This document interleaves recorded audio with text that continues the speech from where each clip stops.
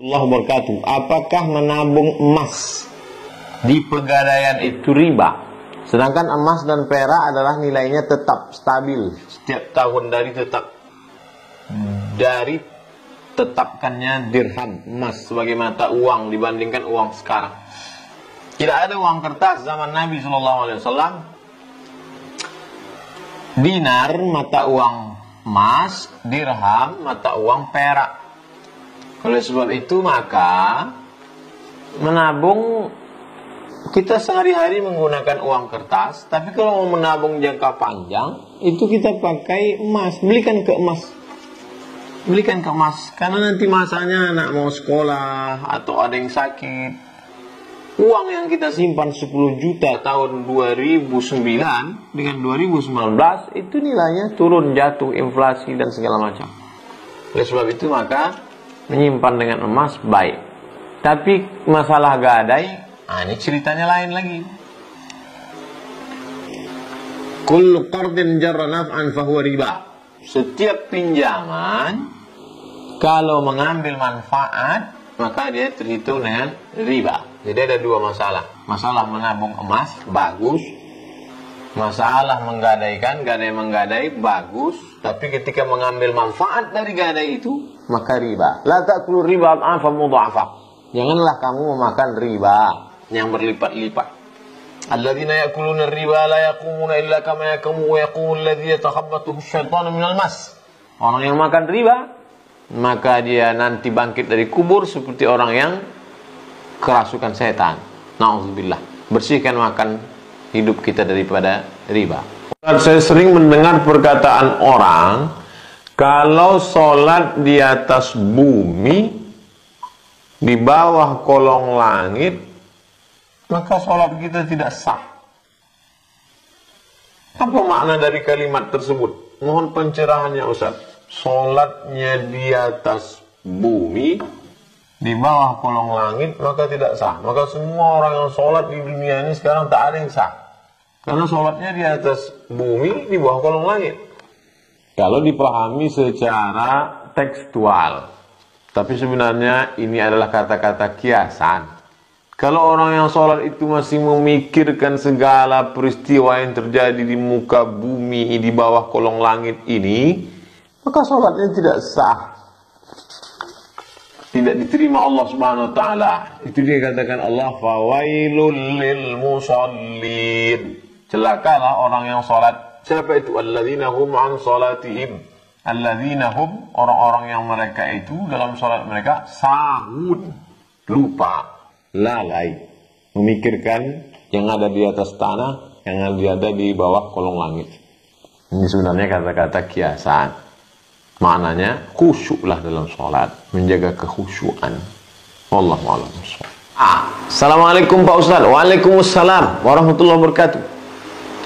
Apakah boleh jika seorang sudah mewakafkan tanah untuk jalan umum tapi masih menguasai tanah itu?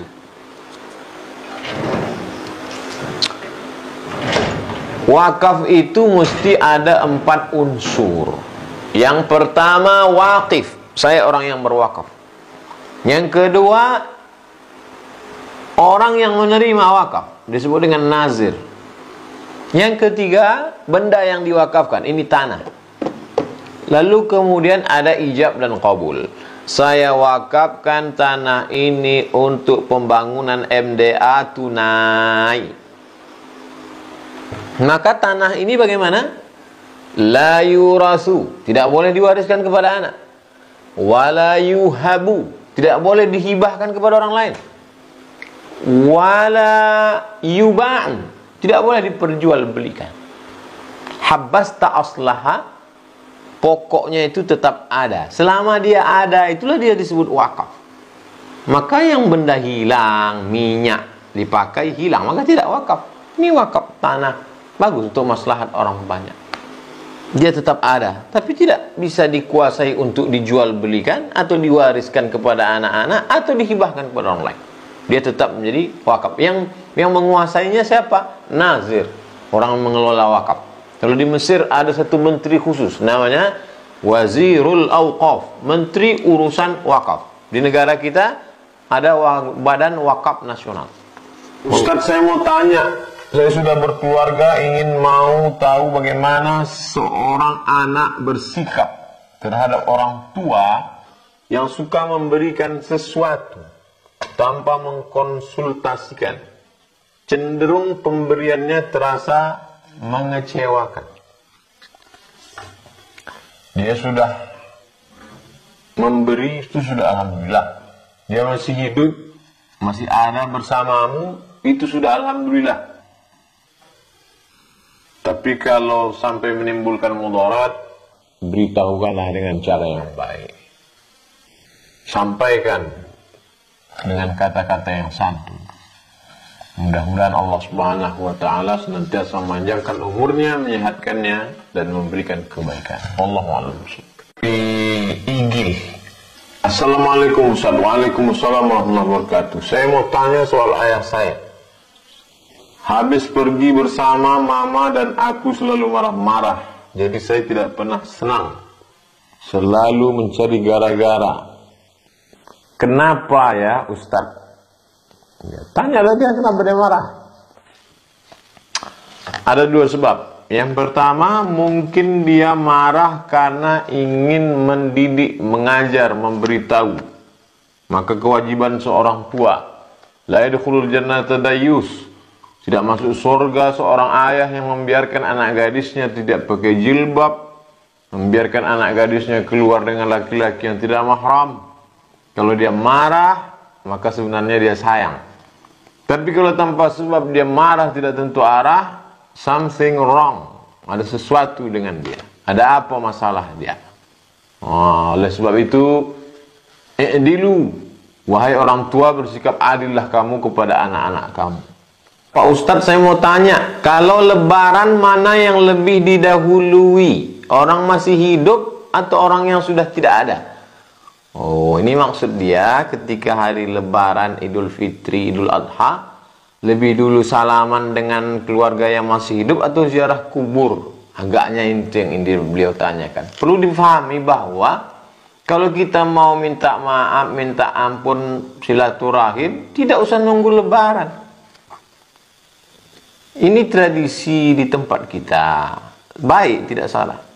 Tapi menunggu lebaran baru minta maaf, bersalam-salaman, ini karena tidak dibatasi oleh waktu, ruang, dan tempat. Unlimited, kapan saja terserah mau minta maaf, mau salam-salaman.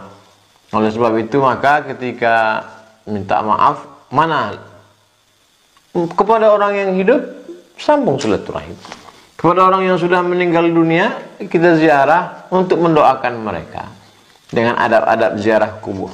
Dengan orang yang hidup, silaturahim, mohon maaf zahir dan batin. Setelah itu ziarah, assalamualaikum ya ahlan diyar minal mu'minin wa inna insyaallah bikum lahiqun yarhamullahu mustaqdimina wal mustaakhirin, nas'alullah lana wa lakumul afiyah.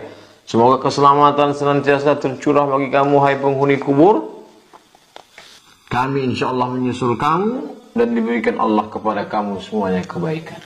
Wallahu a'lam.